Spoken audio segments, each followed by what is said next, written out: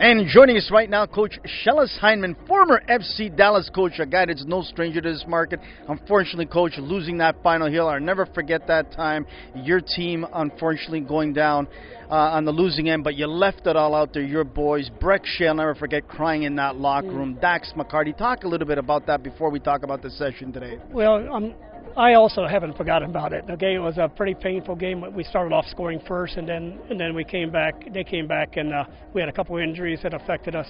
But saying that, taking nothing away from Colorado, they came out with a purpose. We were unable to hold it. Yeah, it was very painful, and I think it'll be painful for a lot of players for a long period of time. I know it will for me. And I'll be honest, it was a brutal goal that went in to win that championship. It wasn't even a good goal that the coach could say, hey, we lost on a good goal. It was a brutal goal, Coach. It really was. You know, it was a ball that was crossed. It wasn't really hit very well. And the goalie just took a couple steps out to get it. In the meantime, it went off a defender and went into the open net. And it was a heartbreaker. But at the same time, you know, our players put it all on the field as well. Absolutely. Let's talk about this session tonight. I really enjoyed it. You had the coaches engaged. They were listening attentively. They were learning. They wanted more and more. What did you want them to get out of this session that you brought here tonight? Well, first of all, I think anytime you have a session like this, I think Anthony put on a fantastic show here. And it encourages coaches to be better. That's why they come, to get better.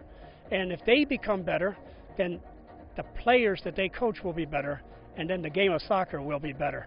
But what I was hoping to get today was keeping possession by keeping the ball, but not just keeping the ball in the middle part of the field, but going in a progression in a direction.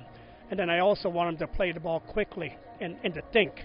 And that's why when we started making it more and more difficult by having teammates who are different colors and forcing them to go to a different color before they could go to the same color, I think you started seeing the brain clicking, because now they were making decisions before they got the ball. You were simple, you were crisp, you were clear in your instruction to the young men that you were using out there, and the coaches, I'm sure, absorbed that. How important is it for young coaches out there, Coach, to be crystal clear and not be, wishy-washy and all over the place that their young players can understand? Well, it's extremely important, and the way you get that is through more experience and more confidence.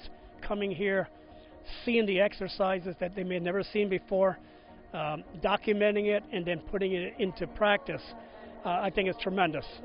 Now, they must know what they're talking about, because to be clear, you got to be consistent. You know, communication is important, and communication is giving information early to someone and make it very clear. How do you keep the players engaged, especially at the early young ages? Let's talk about maybe the ages of 9 till about 13. That is a critical age, I believe, to really get that mind focused. Yeah, and I think what you do is you keep preaching the information. And I think what you want to do is do some type of training where it's exciting for them, it's fun for them. At the same time, there's a progression. In other words, if we're doing something today, we don't do that something tomorrow. You know, we do it the next training session. We're adding a little bit of a twist to it, a little bit more of a challenge. And so the players are excited that they're coming in and not being bored.